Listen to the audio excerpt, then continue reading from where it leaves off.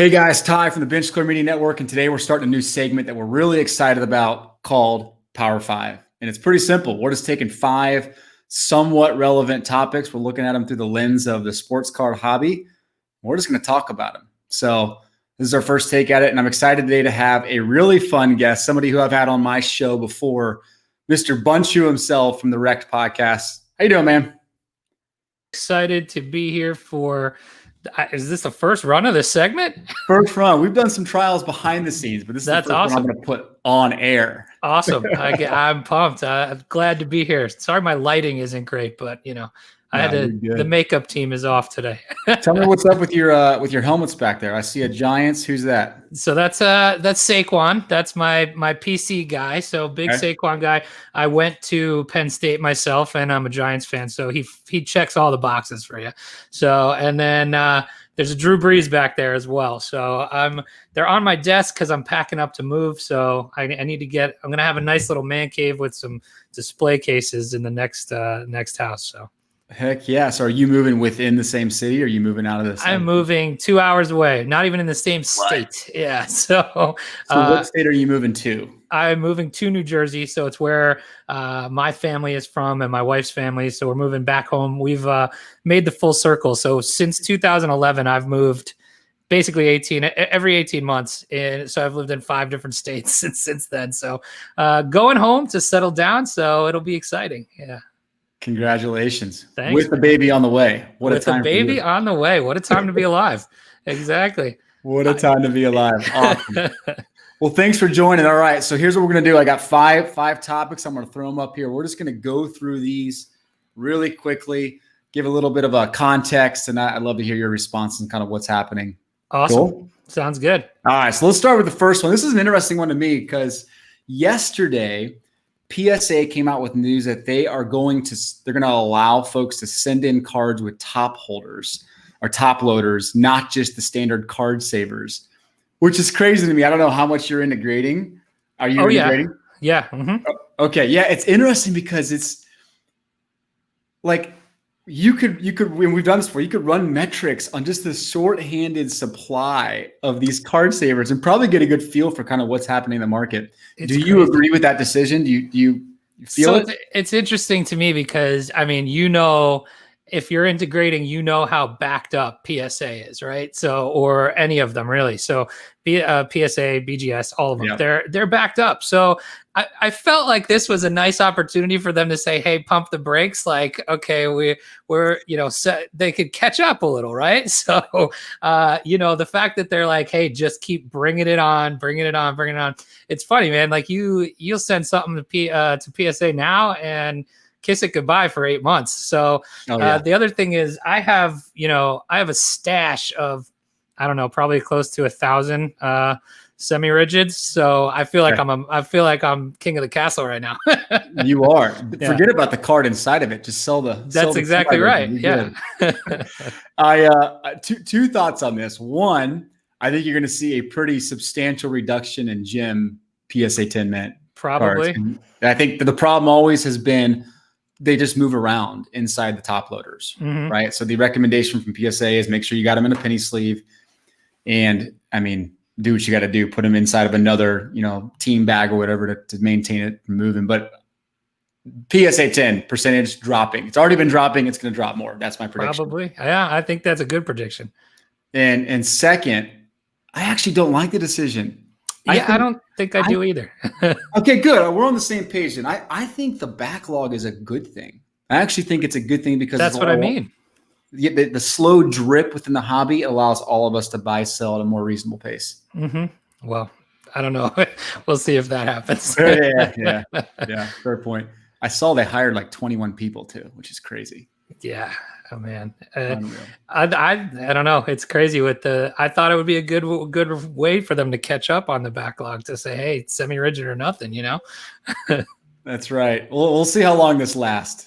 And I guess we'll see how long the supply lasts of regular top loaders. Well, just don't sleep on the fact that top loaders are in high demand and short supply as well. I mean, we do a lot of breaking, and so we go through a lot of top loaders, and mean, if you can't get them, I mean, BCW's like backlog till December, and so we might see all of that stuff be in big shortage soon.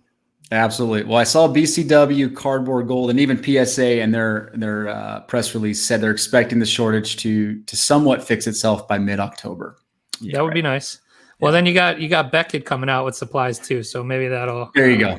There you go. All right. So there's topic one. Topic two. All right. So this is one near and dear to my heart because I've been heavily entrenched in the NBA playoffs. I don't know how much you're watching this, but Miami Heat, man, are they real?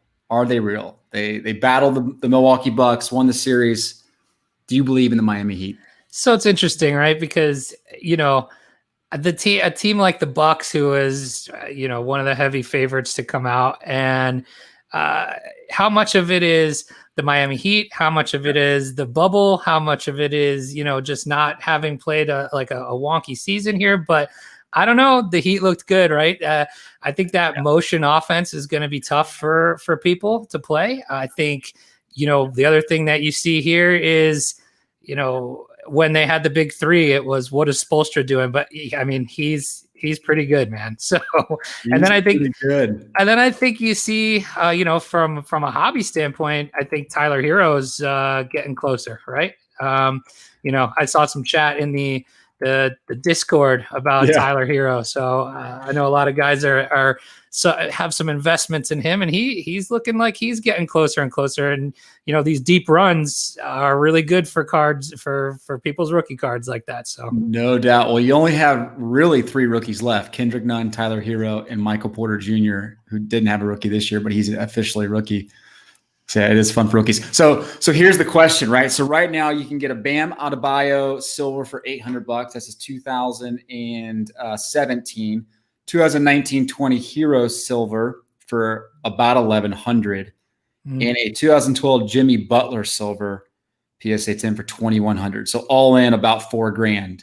Or you could buy one 2017-18 Jason Tatum PSA 10 silver. Celtics versus Heat. Which of those do you take? Those 3 silvers or the one Jason Tatum?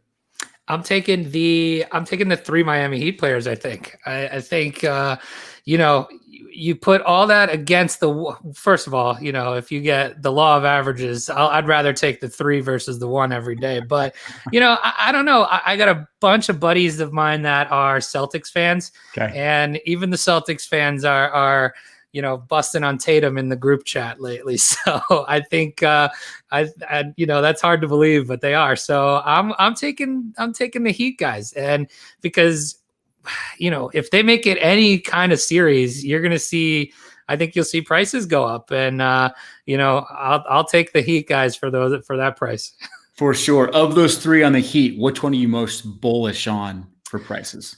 Well, Jimmy Butler's kind of proven it, right? Like he's the guy that's gonna, he's 5-time MVP, all that kind of stuff. So, I mean, 5-time All-Star, all that stuff. So he, he's the most entrenched, but then the glory of the rookie, or the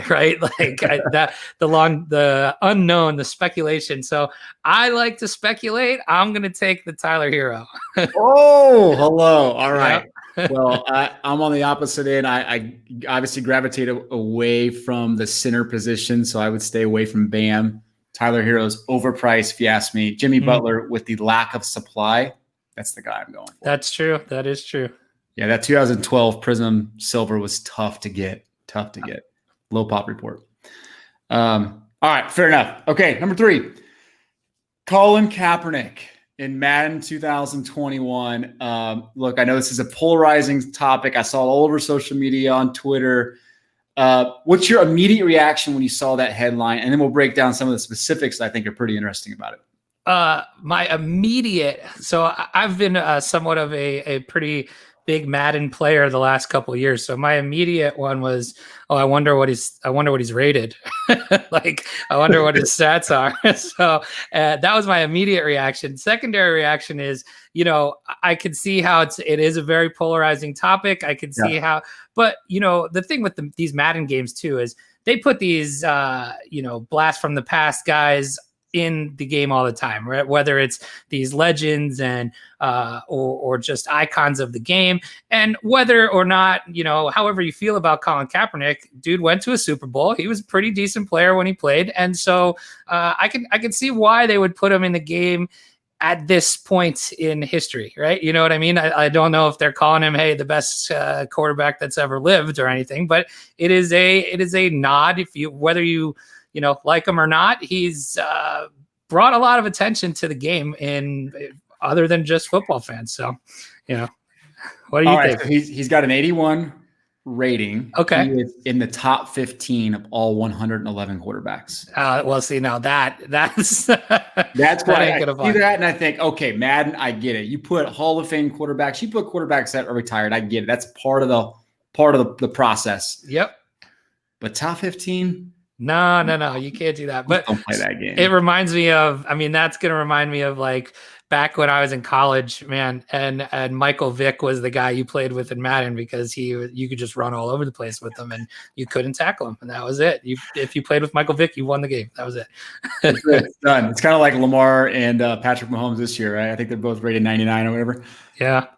Well, I heard they got the celebration for Colin Kaepernick with fist up, right? Because they have to appease the woke community. Yeah, so. That's true.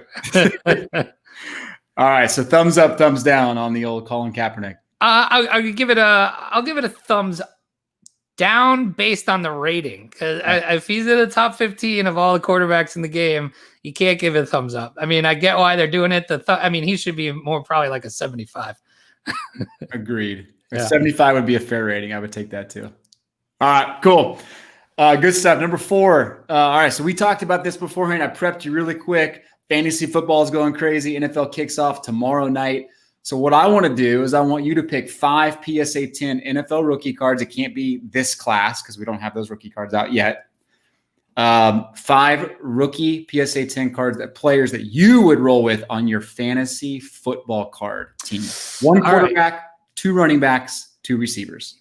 All right. So I'm going to go with my quarterback, probably not the ooh and ahs that I'll get from the crowd on this quarterback pick, but I bought these. I bought a couple of these before the Super Bowl last year, and so I'm rolling with Jimmy Garoppolo here. So the 2014 Topps Chrome Jimmy Garoppolo refractor. Yeah. That's my quarterback. I think you see all these.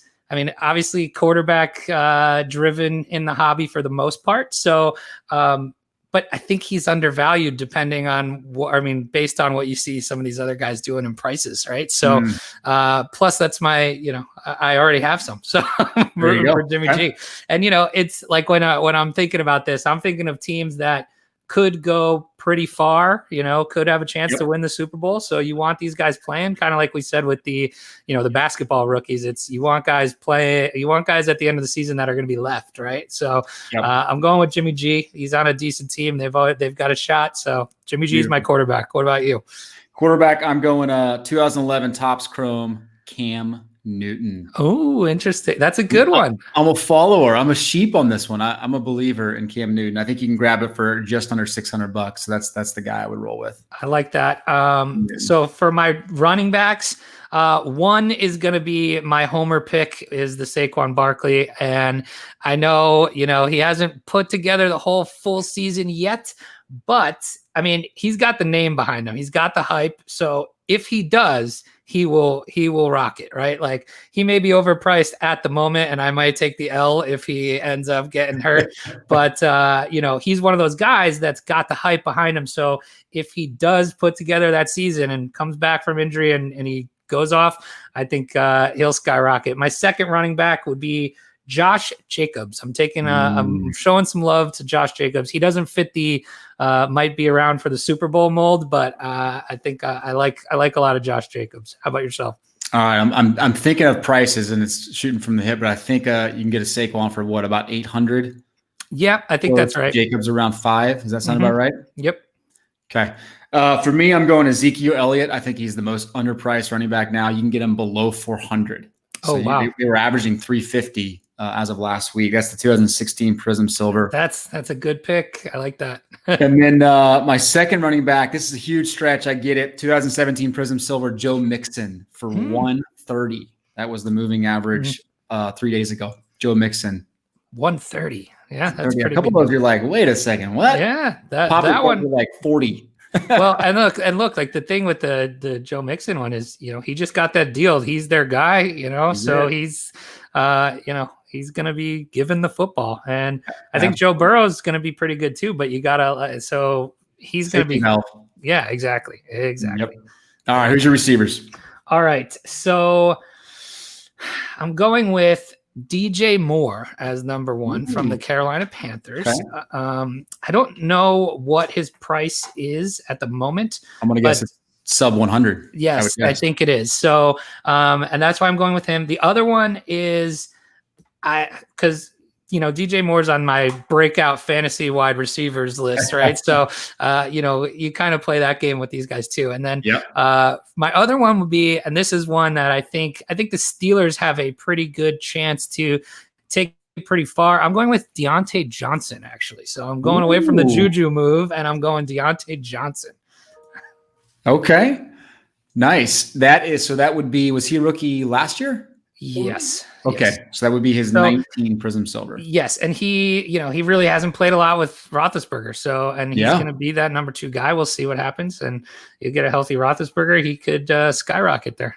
There you go. Well, I think you're hovering around 1,500, and that's the number I was shooting for. I didn't tell this to you in the beginning, but you're right around 1,500. My 2 receivers to round mine out, DK Metcalf, 19 Prism Silver. I saw the news that he'd been working off season with Richard Sherman and built a pretty good connection with Russell Wilson. So I'm excited about that. $315 for his. And then I'm going AJ Brown. 120. Really? Over. All these are PSA 10. It's like the upside you have. Yep. Crazy. I mean, and those guys, those guys are big names too. So I went smaller names, but I like it. Yeah, that's the DK Metcalf one. People love him. So if he does what he could do, he's gonna go. I like it. There you go. 10 different names. Yeah. I'm impressed with us. That's good. Didn't even collaborate on that. No, we did not. That's awesome. All right. So there you go. For those looking to go drop money, you're going to lose your money anyway in your fantasy league. Put it in an asset. $1,500. You can buy yourself 5 players. Perfect. All right. Number 5. Where did you spend the most money? You spent your most money. I went my Cam Newton at 5, about 600. Yeah. Mine was Saquon, obviously. Yeah. There you go. Yeah, there you go. I see how you draft your fantasy teams. Well, yeah. The way you probably should, right? I overpaid for a quarterback. That's what I do every year. Okay, last question here. So you got right now projections. You have the Padres coming out of the West in the NL are projected to be the 4th seed right now in the playoffs, and the White Sox coming out of the AL Central are projected to be the 4th seed. When I look at those 2 teams, they are very similar to me. Built from the ground up, a lot of organic, young talent. When you think about the White Sox, you think about the Padres, who are you most excited about from a hobby perspective? And you got some big names on both teams and some really good young players on both teams. I know the Tatis hype is getting way up there. I just sold so I had 3 Tatis-based PSA 10s. 2 of them I sold way too early for like $70. Now I hate myself. So maybe that is influencing my pick here, but I'm actually going to go with the White Sox. I think the White Sox have just more young stars, right? So obviously you got Tatis, but I mean, when you talk about Luis Robert, you talk about Eloy, you talk about Nick Madrigal, who's hitting a casual 391. Yeah, exactly. And then the silent assassin of the group, the most under appreciated hit in any break of all time, Tim Anderson, who's hitting 353 with, crazy OPS. Yeah, he's at 986 OPS, which is nuts. And then down there, 6th or 7th, you got Yoan Moncada. Yep. Don't forget about him. What the heck, man? Buried in your 7th spot? Yep. It's crazy. So I actually think the White Sox are the more exciting team. You could argue that Tatis is the more exciting most exciting of the whole group. But I think, obviously there's a lot of excitement around Lou Bob as well. So who are you taking there? Yeah, I'm with you too. I'm erring on the side of the Chicago White Sox right now. I just feel like there's this momentum right now with the White Sox. And I mean, Luis Robert has a lot to do with that. Mm-hmm. And I know a couple commenters on some of our YouTube videos are like, stop talking about Luis Robert. Todd Richardson, I'm looking at you. But look, the dude's raking, right? And you're putting him in the 6 or 7 spot in your lineup with guys that are constantly getting on base. It's mind-blowing. But that's not to say, hey, there's some great rookies for the Padres too. Like, I mean, Grissom's real. And Cronenworth looks pretty darn good too. Mm-hmm. But I don't know, man. I'm putting my money on the White Sox. Same here. All right. We're in agreement there. Okay. All right. We're going to wrap it up. We're going to show one thing. I want to show the comment of the past couple of days from one of our YouTube videos. I'll just read it off here. It's kind of fun. We've been realizing we haven't highlighted as much of the comments before. So I'm just going to show this real quick. All right. So interesting one from the card collector on my Tops video. I just put up, me and my grandma have a PC of some Phillies all time's great. I'm not going to read this whole thing, but he goes on to say how him and his grandma building this collection. I'm just going to stop and say, Mr. Card Collector, you have one heck of a cool grandma. That's amazing. Holy crap. That's amazing. We get your grandma on the show. Yeah, grandma needs to be part of this segment. That's what I think.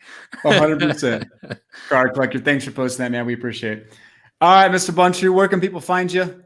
Oh, man, people can find me. We have a nice little break group going at the Breakery on Facebook. So it's and actually breakerysports.com, and you can check us out there. We're actually doing a giveaway. Sign up for our mailing list, and we're giving away a box of 2020 Donruss. So join the mailing list and you could win. And find us on breakerysports.com, and on Twitter I am at BunchUBets. And if you're into any crypto related news, we do the Wrecked podcast, which is our crypto and Bitcoin podcast. You can find us there as well. Awesome. Well, I'm excited to have you on the podcast right after this. We're going to talk a little bit more about crypto. Hell yeah. Let's do it. Awesome. Good stuff, man. I'll put all the links in the show notes, guys. Go check them out at the Breakery. BREAKERY, right? Yep. Like bakery. Beautiful. Yeah. I love it. All right. Thanks, man. Thank you.